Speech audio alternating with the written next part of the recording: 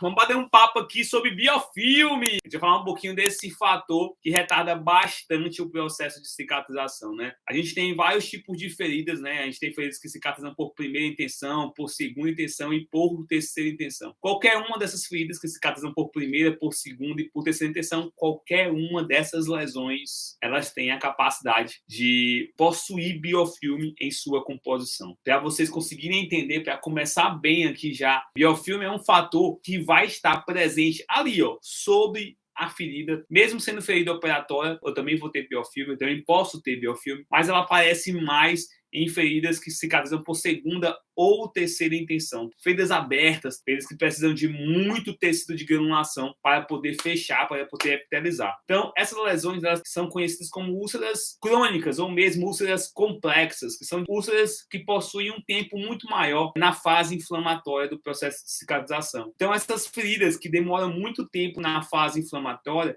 ficam estacionadas na fase inflamatória, elas acabam recebendo esse nome de feridas crônicas ou mesmo complexas, por não conseguirem cicatrizar, não conseguirem evoluir no processo de cicatrização. Existem inúmeros fatores que podem fazer com que essa lesão não consiga evoluir no processo de cicatrização, e um desses fatores é a presença do biofilme. Antigamente, as bactérias não eram tão inteligentes, entre aspas, como elas são hoje. Se você for ver, todo mundo se comunica, ok? A gente vive num mundo que todo mundo se comunica. Até mesmo quem não consegue falar consegue se comunicar. Quem não consegue enxergar consegue se comunicar. Quem não consegue ouvir consegue se comunicar. Então, meus amores, as bactérias também elas conseguem se comunicar. E com a evolução das espécies, a evolução de Darwin já explicava isso, a evolução das espécies, elas começaram a perceber que se elas se agrupassem, seria muito melhor do que elas ficassem separadas no leito da ferida. Então, vamos lá.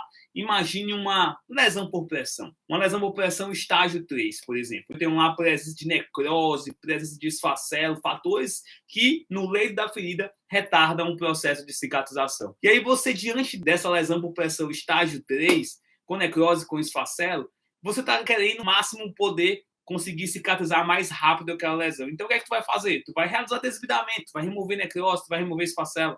Só com um detalhe, essas feridas que têm necrose, têm esfacelo, elas também têm bactérias presentes no leito dela. Antigamente, essas bactérias elas ficavam espalhadas pela ferida, elas não ficavam agrupadas. E aí a gente conseguia remover elas facilmente apenas com soro fisiológico. Você se lembra muito bem que quando você começou a estudar enfermagem, ou mesmo quando você começou a graduação ou técnico de enfermagem, você lembra que você fazia curativo com soro fisiológico e você conseguia cicatrizar uma ferida. Antigamente era assim, só com soro fisiológico era suficiente para cicatrizar. Eu fechei várias feridas usando só soro fisiológico. Com o decorrer do tempo, a gente começou a utilizar antissépticos até pesados no leito da ferida, com o objetivo de remover aquelas bactérias que estavam ficando mais resistentes, vamos dizer assim. E aí começaram a utilizar PVPI no leito da ferida, começaram a utilizar clorexidina no leito da ferida, com o objetivo de remover aquelas bactérias que estavam mais resistentes. Por essa resistência, acabou que a gente começou a utilizar produtos que não faziam realmente o uso adequado no que eu quero, no que se refere ao processo de cicatrização. O uso da clorexidina, o uso do PVPI no leito da ferida, como eram feitos antigamente, o objetivo era tentar limpar e tentar remover o maior número de bactérias possíveis. Por quê? Porque eles estavam percebendo que a bactéria estava assim, ganhando a batalha da cicatrização. Então eu precisava remover a bactéria. Só que eles não sabiam naquela época que o PVPI ou mesmo a clorexidina ela retardava o processo de cicatrização, porque elas ressecavam o leito, deixavam o leito seco. E quanto mais seco o leito tiver, mais vai retardar o processo de cicatrização, porque as feridas cicatrizam com um ambiente úmido. A formação de tecido de granulação é feita, é favorecida num ambiente úmido. Então, como a clorexidina e como o PVPI remove as bactérias, mas deixa o leito seco, acaba que elas não eram boas para potencializar a formação de tecido de granulação, potencializar o fechamento da ferida. Mas elas conseguiam remover as bactérias. E aí você tem que parar para pensar, o que é mais importante nesse momento? Remover as bactérias ou potencializar a formação de tecido de granulação. E talvez você me pergunte, mas professor, e se eu remover as bactérias, eu estou potencializando a formação de tecido de granulação. De fato, se você remove as bactérias, significa que você está vencendo a batalha e que você realmente vai agora ir para o próximo nível, que é formar tecido de granulação. Porém, quando você usa da estratégia de PVPI e de clorexidina, você só consegue vencer um dos itens, que é a remoção das bactérias. Você não consegue potencializar a formação de tecido de granulação, porque o PVPI e a clorexidina, eles são citotóxicos. Eles ainda causam citotoxicidade no leito da ferida, além de causar esse ressecamento. Por isso, o ideal é usar um produto que eu possa, ao mesmo tempo, remover bactérias, remover vírus presentes nas feridas, ou mesmo fungo presente na ferida, e nesse mesmo tempo que eu estou removendo esses micro-organismos, eu também vou conseguir potencializar a formação de tecido de granulação.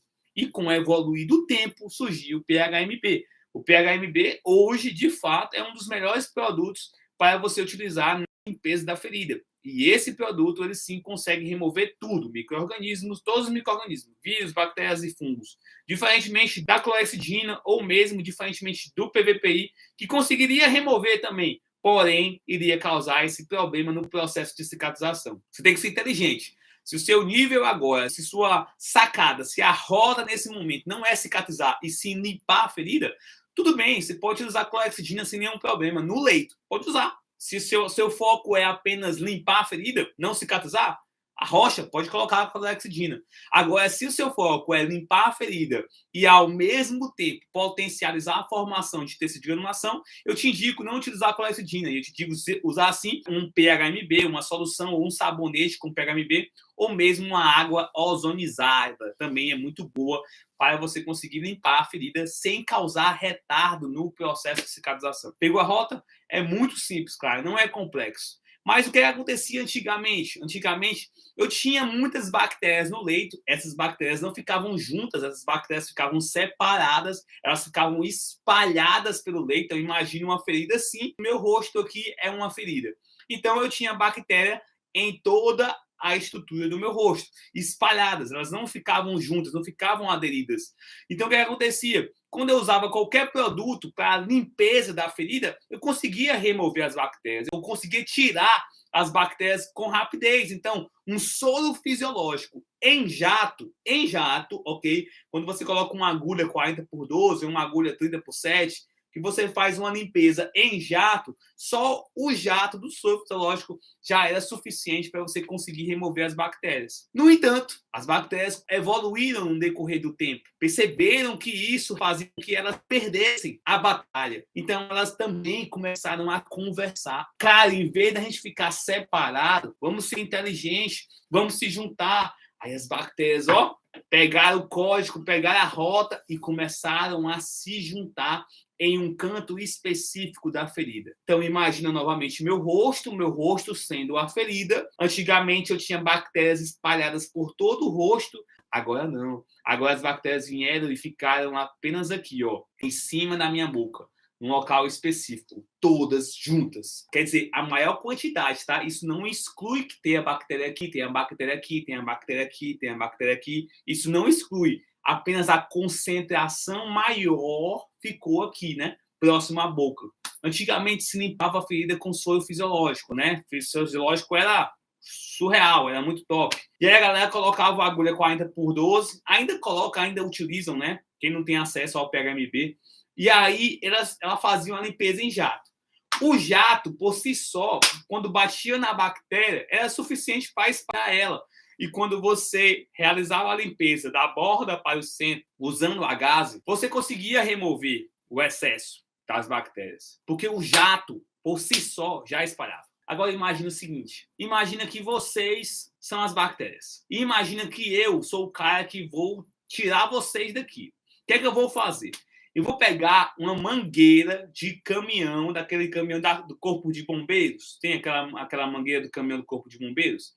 Vou pegar ela aqui, Agora imagina, você tá aí, sua amiga tá ali, sua outra amiga tá ali, aquela pessoa que tu nem conhece tá lá no canto ali. Eu vou pegar aqui a mangueira. Vocês são as bactérias, estão espalhadas. Peguei a mangueira com soro fisiológico, que é a mangueira do Corpo de Bombeiros, que é o soro fisiológico em jato.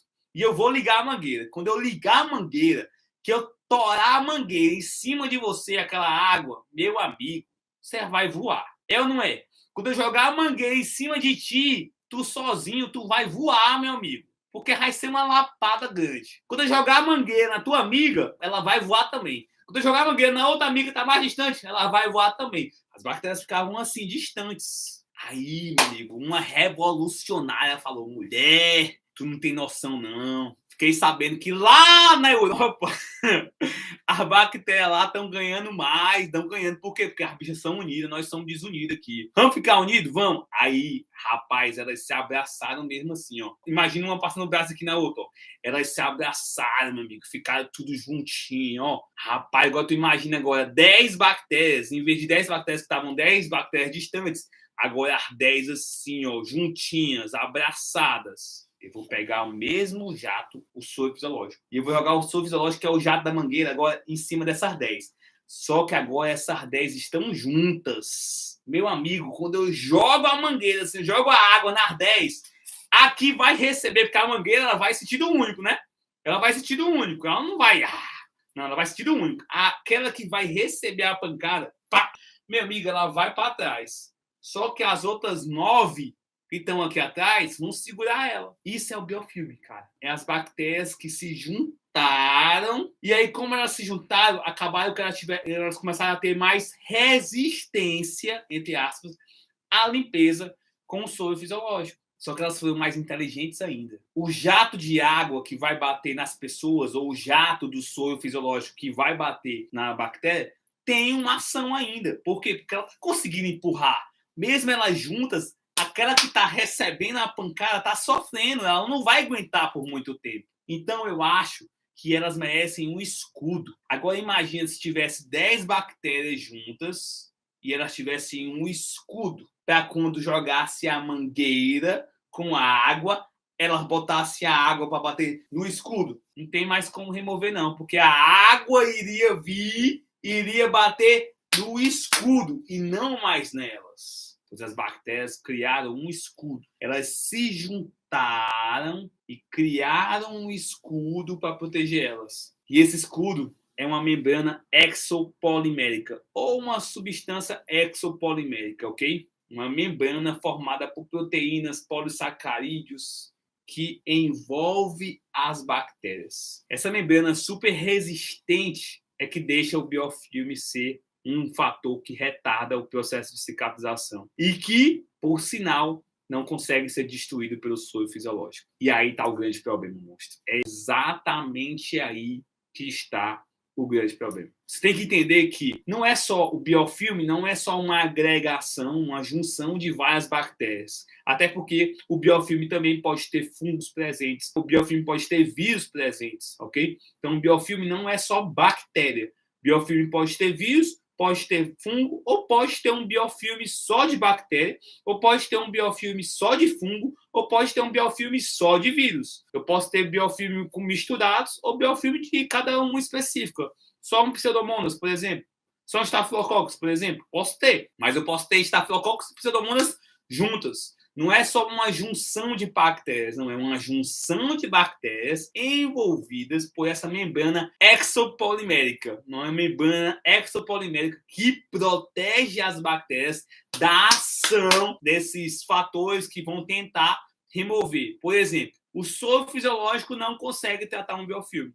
O soro fisiológico não consegue remover o biofilme. Por quê? Porque essa membrana não deixa. Então, o problema maior do biofilme é você conseguir romper essa membrana. Porque se você consegue romper a membrana, você vai ter acesso às bactérias. E aí você vai conseguir realmente tratá-las com ação efetiva.